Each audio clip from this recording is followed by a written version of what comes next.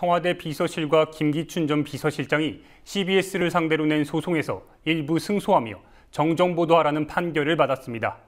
그러나 정작 김 전 실장과 청와대 직원들이 CBS에 제기한 손해배상 청구는 기각됐습니다. 관련 소식 조아라 기자와 자세히 알아보겠습니다. 안녕하십니까? 청와대 비서실과 김기춘 전 비서실장이 박근혜 대통령 조문 연출 의혹을 보도했던 언론사를 상대로 낸 소송 판결이 나왔죠. 네, 어제 청와대 비서실과 김기춘 전 비서실장이 CBS를 상대로 낸 소송에서 일부 승소했지만 내용을 보면 정정 보도하라는 판결만 있을 뿐 정작 김 전 실장 등 청와대 직원들이 CBS에게 제기한 손해배상 청구는 기각됐습니다. 민사소송이었던 거죠? 네, 언론사의 보도로 인해 명예훼손을 당했으니 정정 보도하고 손해배상을 하라는 소송이었습니다. 그렇다면 명예훼손은 어떤 내용이었습니까? 네, 지난해 4월 19일 세월호 참사 2주 후인데요. 박근혜 대통령이 경기도 안산 세월호 희생자 합동 분향소를 조문했는데 관련 보도가 문제된 겁니다. 우선 타방송사의 해당 보도를 보시겠습니다. 박 대통령은 사고 열 나흘째인 오늘 오전 합동분향소를 방문해 세월호 참사 희생자들의 영정과 위패 앞에서 헌화 및 분향, 묵념을 하고 고인의 넋을 기렸습니다. 박 대통령은 조용하고 차분한 가운데 추모의 뜻을 전하고 유족을 위로하기 위해 일반인의 조문이 시작되기 전인 아침. 그런데 뭐랄까요? 이 영상을 보면 할머니 한 분만 박근혜 대통령 뒤를 따르고 있습니다. 유가족입니까? 네, 유가족 여부가 확인되지는 않았습니다. 당시 유경근 세월호 유가족 대변인은 박 대통령이 CF를 찍으러 온 줄 알았다고 말하기도 했는데요. CBS 노컷 뉴스는 청와대가 이 할머니를 섭외해 연출했다고 보도했습니다. 이 때문에 이른바 박근혜 조문 연출 논란이 일었는데요. 당시 CBS의 보도를 보시겠습니다. 오전에 분향소에 오셔서 분향을 하시는 모습을 보고서 이건 아니다. 그런 생각을 하게 되었죠.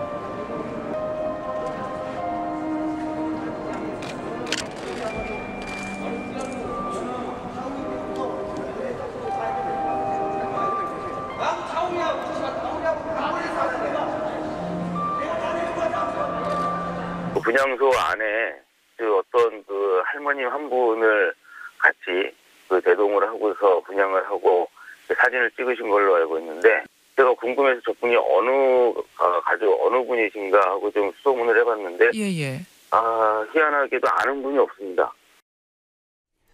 그렇다면 청와대에선 박근혜 대통령의 조문이 사전 연출된 조작이 아니라고 주장한 거죠? 네, 보도가 있은 지 이틀 후 민경욱 청와대 대변인이 기자들을 만났습니다.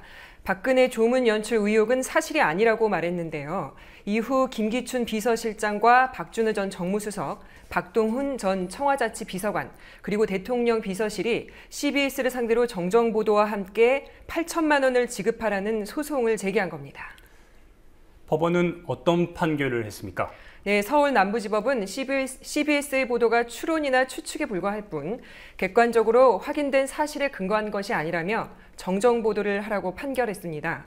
재판부는 그러나 김 전 비서실장 등 청와대 직원들의 손해배상 청구에 대해서는 그 보도로 피해를 입은 연관성이 입증되지 않았다며 기각했습니다. 청와대 측에서는 미리 CBS 측에 정정보도 청구를 하지 않은 겁니까? 네, 소송 전에 청와대 측이 정정보도 청구를 했지만 CBS 측이 이를 받아들이지 않았습니다. 반론 보도는 할 수 있지만 정정보도는 할 수 없다고 거절했습니다. 정정보도란 보도가 사실이 아니란 점을 시인하고 이를 알리는 보도인 반면 반론 보도는 보도의 사실성 여부에 관계없이 당사자, 즉 청와대의 반론을 실어주는 것이어서 차이가 있습니다.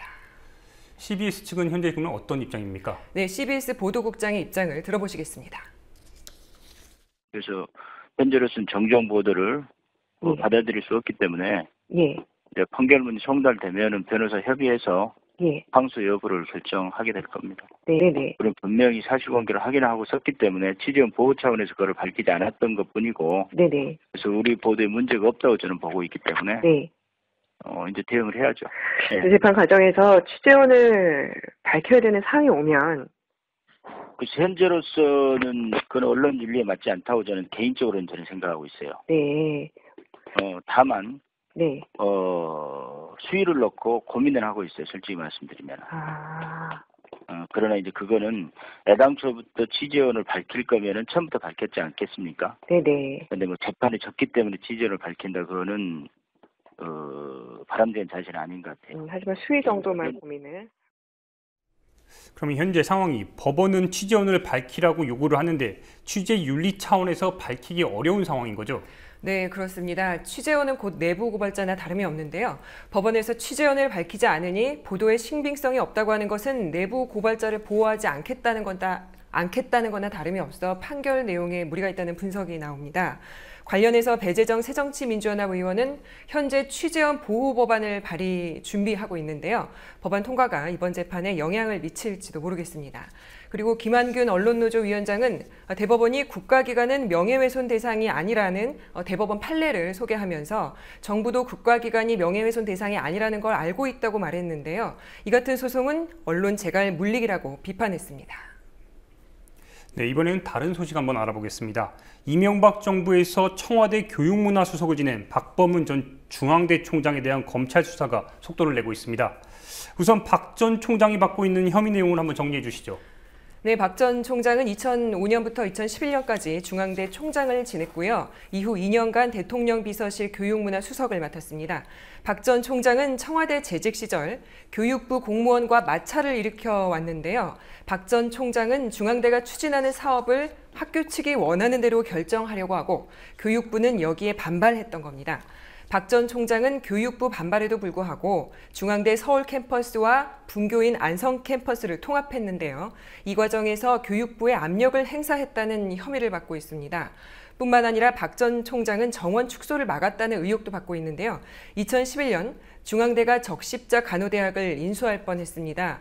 원래 통합할 땐 학교 정원을 축소해야 하는데 중앙대는 정원이 거의 그대로 유지됐거든요. 교육부 과장급 인사가 여기에 반대했다가 다른 부서로 좌천성 인사를 당한 겁니다. 검찰은 이 과정에서 박 전 총장의 입김이 작용했다고 보고 있습니다. 그리고 대기업으로 하여금 중앙대에 장학금을 출연하도록 한 점과 국가의 무상 지원으로 지어진 중앙국악연구원이 현재 박 전 총장이 이사장인 재단법인 소유로 돼 있어서 이 부분도 조사 대상입니다. 그리고 박 전 총장의 지시를 받고 중앙대에 특혜를 주도록 한 교육부 공무원들에게 압력을 넣은 혐의도 받고 있습니다. 혐의가 적지 않아 보입니다. 검찰이 이 과정에서 두산그룹이 연루돼 있는지도 살펴보고 있는데 그렇다면 이번 수사가 두산그룹의 그 커넥션으로 확대될 가능성은 있습니까? 네, 두산그룹은 2008년 중앙대 재단을 인수했는데요. 이후 대학 간 통폐합을 추진했습니다. 검찰은 박 전 총장이 중앙대에 특혜를 제공하는 과정에서 두산그룹이 관여한 흔적을 찾았다고 밝혔습니다. 박 전 총장이 청와대 근무를 시작하자마자 박 전 총장의 아내가 두산타워 상가 2곳을 시세보다 낮게 분양받은 겁니다. 또한 박 전 총장이 청와대를 떠난 후에는 사회이사로 선임됐는데요. 박 전 총장의 딸이 중앙대 정교수로 임용되기도 했고요.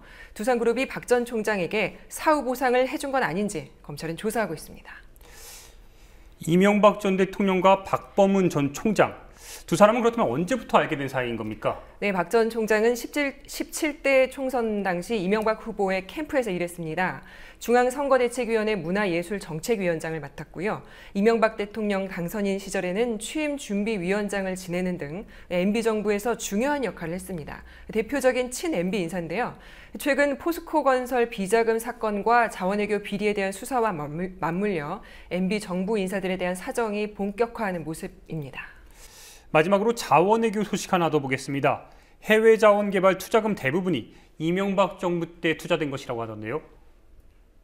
네, 그동안 새누리당은 자원외교 실패가 이명박 정부와 노무현 정부의 공동 책임이라고 주장했는데 감사원의 조사 결과는 달랐습니다. 2003년 이후 자원 개발에 총 31조 4천억 원을 투자했는데 그중 90%에 가까운 27조 원을 이명박 정권 때 투자된 것으로 밝혀졌습니다.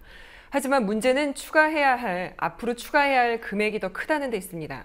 무려 34조 3천억 원을 투자해야 하는데요. 이것 때문에 석유, 가스, 광물자원공사 파산이 우려되는 상황입니다. 결국 이명박 전 대통령이 총 61조 3천억 원을 자원외교에 투자했고 이걸 고스란히 자원 3사가 부담하게 됐습니다. 오늘 김용호 감사원 사무총장이 기자간담회에서 이같이 밝혔는데요.